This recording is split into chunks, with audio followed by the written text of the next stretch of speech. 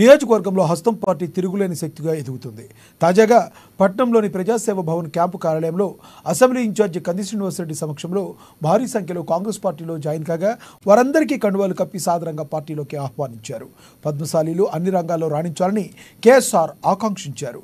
తనను బాల్యంలో చదువుకు నేర్పిన గురువు కూడా పద్మశాలీలని, ఆయన దైవాలనే తాను కాగజ్ నగర్ జవహర్ నవోదయ విద్యాలయంలో చదివి ఇంత వాడినయ్యానని అన్నారు.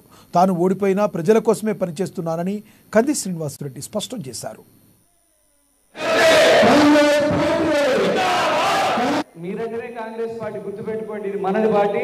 ఖచ్చితంగా మనమందరం కాంగ్రెస్ పార్టీ కోసం ఎప్పుడు ఎలక్షన్ వచ్చినా ఒక మాడగడ గ్రామంలో కాదు, ప్రతి ఊర్లో కాంగ్రెస్ పార్టీ బలోపేతం చేయాలని మన సోదరులు కోరుతా ఉన్నాను. అలాగే ఎస్సీ కమ్యూనిటీ హాల్ కోసం కూడా ఖచ్చితంగా నా ప్రయత్నం గట్టిగా చేస్తానని ఈ సందర్భంగా సోదరులందరికీ తెలియజేస్తా ఉన్నా. నా మాటగా తప్పకుండా నేను కృషి చేస్తాను.